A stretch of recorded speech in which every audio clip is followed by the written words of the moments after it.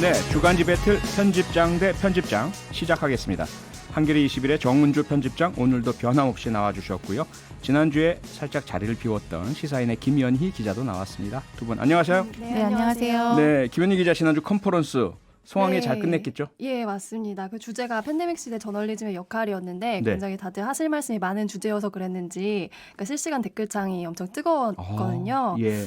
근데 저희가 이렇게 5시부터 시작한 행사였는데 6시쯤 되니까 약간 동접자가 줄어들어서 네, 뉴스 하이킥을 들으려고 이런 죄송해서 어떡하죠? 김연희 기자가 여기 나오시는 줄 알고 그런 것 같은데요. 정은주 편집장 한 주간 뭐 특별한 일 없으셨어요? 기말고사를 봤고요. 기말고사요? 네, 제가 요새 대학원을 다니고 있어서.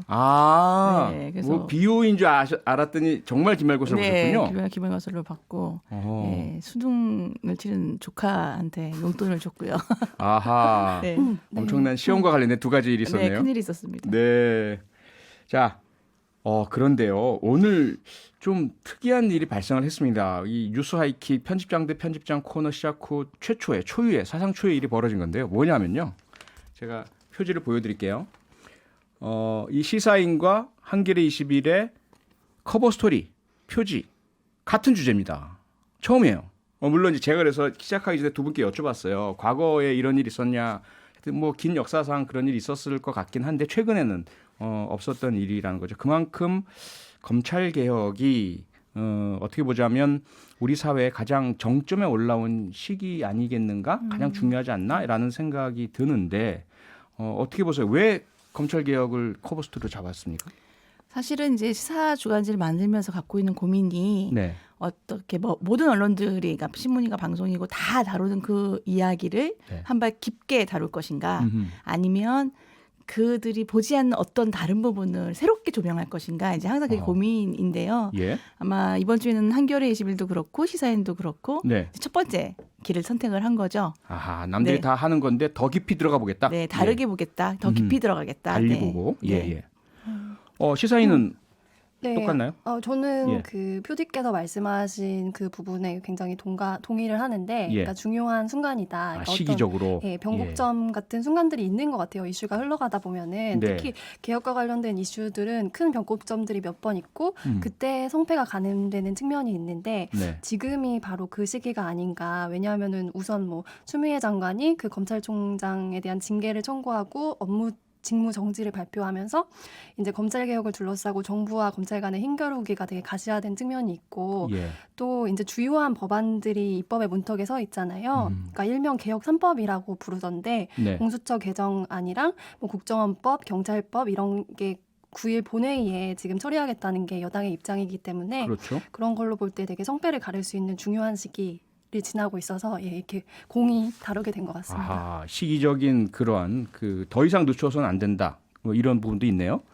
자, 그러면 중요한 것이 그냥 검찰 개혁이 무엇이냐를 깊이 다루는 것만이 아니라 이게 어떻게 가야 된다라는 그런 당위성이 상당히 중요하잖아요. 그럼 정은주 편집장께서 보시는 한겨레 21이 꼽은 검찰 개혁의 방향 어떻게 되어야 한다.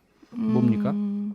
사실 이제 지금 현재는 그 추미애 장관하고 윤석열 검찰총장 간의 갈등을 초점을 맞춰가지고 언론들이 이제 중계 방송식 보도를 하고 있죠. 그렇죠. 저도 법조 출입을 좀 오래 했던 기자 중에 한 명인데요. 사실 현장에 있다 보면은 이렇게 시시각각으로 변하는 그 현장이 굉장히 중요하고 또 그 이야기를 따라가기도 참 하루하루가 되게 벅찰 때가 많아요. 근데 그러면 또 놓치기 쉬운 게 왜 우리가 여기서 뭘 하고 있었던 거지?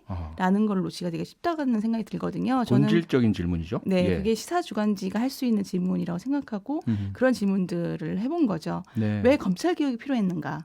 검찰 개혁이란 건 도대체 무엇인가? 이제 이런 질문들을 해보고 싶었고요. 이제 그런 이야기들을 좀 다뤘습니다. 네, 근본적으로 처음에 왜 도대체 검찰 개혁이 화두가 되어서 시작이 되었는지, 어떻게 돼야 할지, 앞으로 어떻게 가야 할지, 그 구체적인 부분은 차근차근 좀 짚어보고요. 시사인에서는 검찰 개혁이란 이슈 무엇에 초점을 맞춰서 커버 스토리로 삼으신 겁니까? 네, 저희도 본질을 다뤘다는 점에서는 뭐 동일할 것 같고요. 네. 그래서 이제 저희 기자들 중에서 가장 손꼽히는 사건 기자, 법조 기자라고 할 수 있는 김은지 기자가 이번에 기사를 쓰게 됐고, 아하.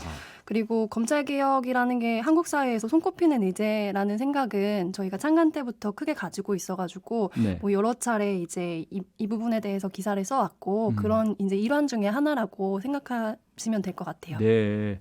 자, 그런데 한겨레 21이나 시사인이나 이 검찰 개혁의 당위 그리고 출발점 또 앞으로 어떻게 돼야 할지에 대한 그런 전망 이런 부분들을 다 깊이 다뤄주고 계시긴 한데 현재 본질은 사라지고 법무장관과 검찰총장 간의 갈등만 중계방송하듯이 이렇게 보도되고 있는 그 근본적인 출발점 원인을 윤석열 검찰총장이 임명으로 이렇게 보고 계십니다. 그 인사가 잘못됐다라고 보고 계시는 건데 김현희 기자 왜 윤석열 검찰총장 인사가 잘못됐다고 보시는 겁니까? 네, 문재인 정부에서 검찰 개혁이라는 거는 아주 큰 국정 과제였잖아요. 네. 그러면 이 검찰 개혁 파트너로 검찰총장에 적합한 인물을 앉혔어야 되는데 과연 윤석열 현재 총장이 적합한 인물이었는가라는 의문이 드는 거죠. 네. 그러니까 검찰은 사실 검찰 개혁에 태생적으로 반대할 수밖에 없는 입장이잖아요. 왜냐하면 검찰 개혁이라는 거는 기본적으로 고위공직자 범죄수사처, 공수처를 만들어서 이제 기소권과 수사권을 조금 나누는 그런 기관을 하나 만들고 네. 또 경찰과 수사권을 조정해서 이제 검찰이 가지고 있는 과대한 권한을 다른 기관들이랑 나누는 것이 검찰 개혁의 요지가 될 텐데 그렇죠. 검찰 입장에서는 이런 권한을 뺏긴다고 보고 반발을 할 수밖에 없고 지금까지 사실 여러 차례 이런 일이 반복이 돼 왔던 거죠. 네. 그러면은 그 검찰 개혁을 검찰 내에서 이거를 완수하기 위해서 윤석열이라는 인물이 적합한 인물인가라고 물으면은 사실 대부분의 분들이 그렇지는 않다라고 말씀하실 것 같아요. 왜냐하면 윤석열 총장은 사실 아주 대표적인 검찰 조직론자잖아요. 그렇죠. 예, 그래서 윤 총장을 국민들한테 각인시켰던 계기도 사실 그 2013년에 국정원 댓글 수사와 관련해서 국감장에서 했던 발언, 네. 본인은 조직에 충성하지 사람에 충성하지 않는다라는 부분이었는데 그 말이 그러니까 상당히 감동을 주었지만 네. 그러니까 내부 사정을 잘 아는 부장검사라든지 이런 분들은 조금 다르게 평가를 했다고 알고 있어요. 그러니까 검찰에 대해서 윤 총장이 굉장한 순정을 가지고 있는데 네.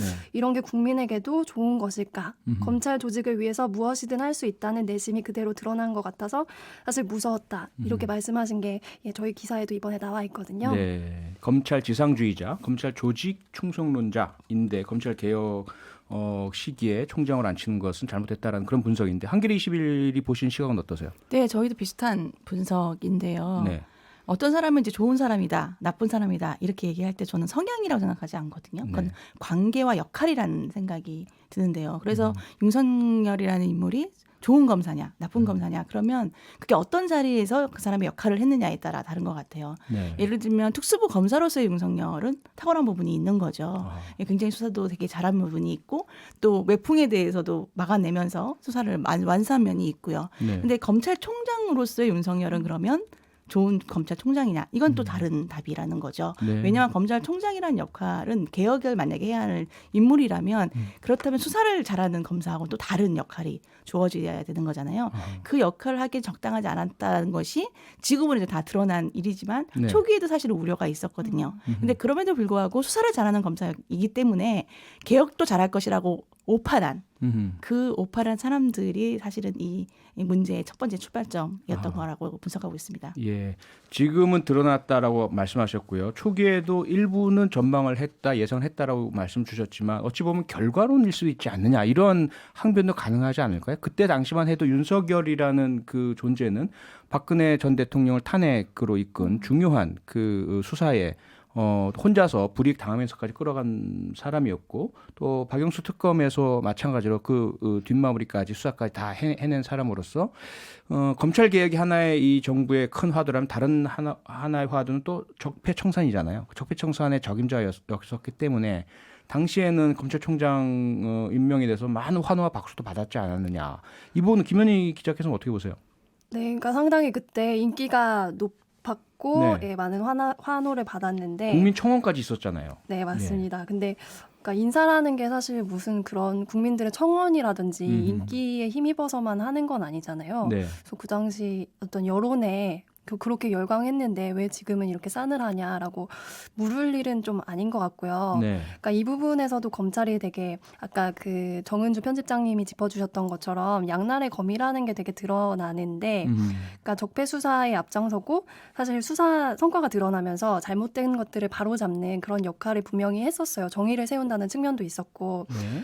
하지만 그러면서 동시에 그 현 정부 들어서 그 검찰이 직접 수사하는 그런 기능들이 대폭 늘어나고 특수부 검사들이 약진을 하고 그런 것들은 사실 검찰 개혁 방향과는 맞지 않는데 그냥 그런 것을 묵인했던 시간들이 있는 거죠. 아하. 자, 그리고 한겨레 21에서는요. 또 하나의 검찰 개혁이 잘 안 되고 있는 원인으로 검찰 개혁 법안 정책 이 자체가 반쪽짜리다. 검찰의 힘을 빼는데 실패했다. 이런 부분을 지적하고 계시거든요. 이거 조금 자세히 설명이 필요할 것 같은데요.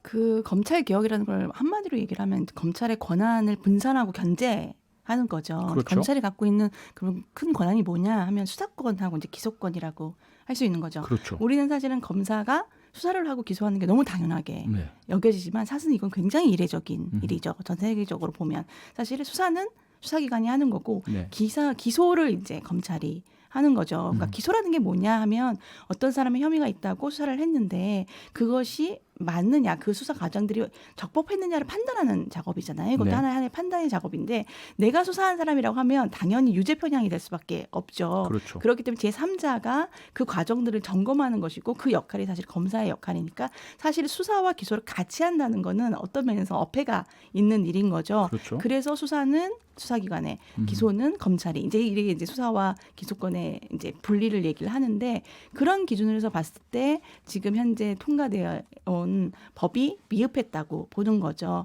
지금 애초에 그 검찰은 모든 수사에 대해서 할 수 있고 또 지휘까지도 할 수 있었잖아요. 근데 네. 그거를 이제 이번 형사소법이 개정이 되면서 축소가 몇 가지로 됐는데 그 내용을 보면 부패 범죄, 뭐 경제 금융 범죄, 공직자 범죄, 선거 범죄, 뭐 대형 참사, 마약 범죄, 사이버 테러 범죄 이렇게 되거든요. 예. 근데 제한된 것처럼 보지만 사실상은 지금까지 검찰이 해왔던 그것들을 그냥 명시화한 거에 불과하기 맞아요. 때문에 예. 실질적으로는 제한이 된 게 아니라는 거죠. 네. 그러니까 아까 김현희 기자도 언급했듯이 여전히 검사는 굉장히 대형 사건들을 수사할 수 있는 힘이 있는 것이고 그렇다 보니까 기본적으로 우리가 원래 하고 싶었던 분산과 견제라는 것은 이루어지지 않았다 이렇게 보는 거죠. 여전히 직접 수사도 하고 수사에 대한 지휘도 하고 그리고 기소도 하고요. 기소도 할 수 있는 건 큰 변화가 없다. 이렇게 지적해 주셨는데요. 시사인에서 보신 검찰개혁 방안에 대한 문제는 뭡니까?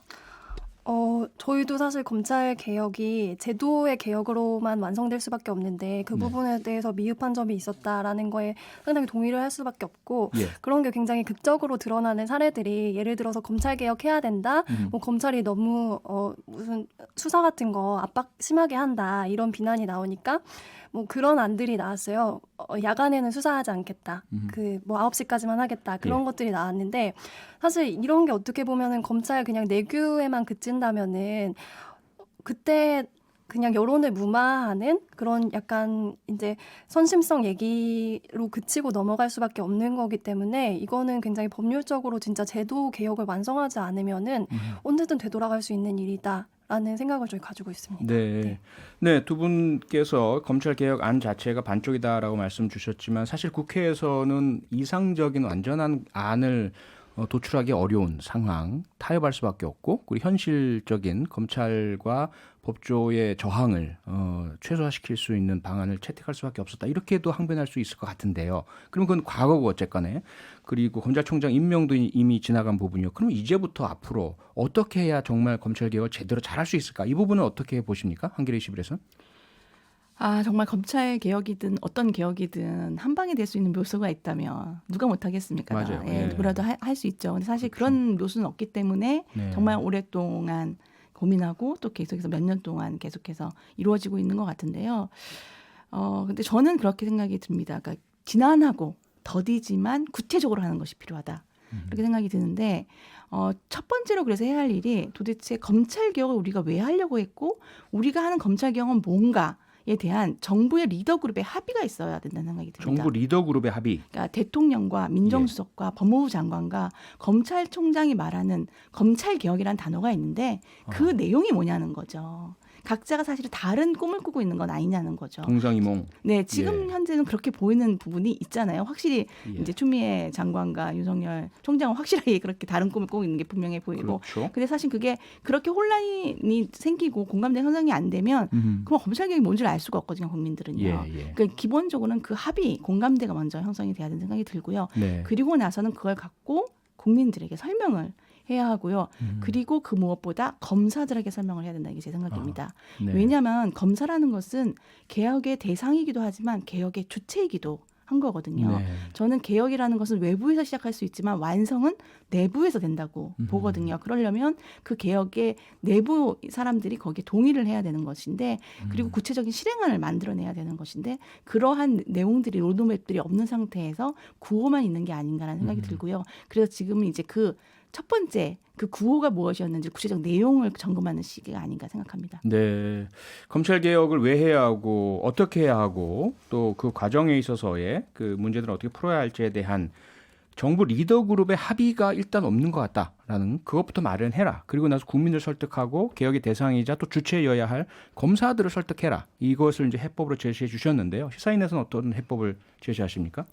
네, 20일에서 이제 약간 거시적인 부분, 컨센서스를 짚어주셨으니까 저는 좀 실무적인 얘기들을 하고 싶은데 현 정부 들어서 그 법무검찰개혁위원회가 2기까지 운영이 되고 권고안을 냈거든요. 근데 주요한 내용들을 추려보면은 사실 굉장히 상식적인 부분들이 많아요.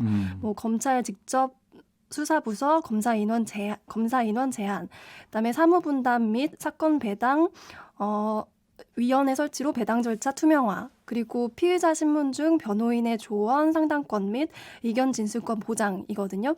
근데 이게 피해자 신문 중에 변호인의 조언, 상담권 및 의견 진술권을 보장해야 한다는 거는 지금 피해자가 신문을 받을 때 변호사가 같이 들어가서도 사실 별다른 방어를 돕지 못한다는 거거든요. 뭐 잠깐 쉬었다 가시죠. 이 정도 말만 할 수 있다 뿐이지 여기서 뭘 제재하거나 뭐 반론을 제기하거나 그럴 수 없는데 이게 사실은 피의자의 방어권을 보장하는데 사실 가장 중요한 첫 번째 절차일 수도 있단 말이에요. 그렇죠. 네, 그러니까 사실은 검찰 개혁의 갈 길이 굉장히 멀고 많은 부분을 짚어야 하지만 이런 너무 상식적인 부분부터 사실은 조금씩 차근차근 짚어가는 태도도 필요하지 않나 하는 생각이 듭니다. 네, 검찰 개혁은 다른 누구가 아니라 우리를 위해서, 국민을 위해서 꼭 필요한 사법 정의를 바로 세우는 작업인데요. 지금 어찌 보면 서로 다른 정파 간의 경쟁, 다툼 혹은 특정한 인물들 간의 싸움인 것처럼 잘못 비화되는 점이 무척 안타까운 것 같습니다. 오늘 말씀은 여기까지 듣고요. 다음 주에 또다시 편집장 대 편집장 코너에서 우리 시대의 중요한 지금 중요화도 다뤄보도록 하겠습니다. 두 분 오늘 말씀 고맙습니다. 네, 감사합니다. 네, 감사합니다. 평일 저녁 6시 5분에 여러분을 찾아갑니다. MBC 라디오 표창원의 뉴스 하이킥.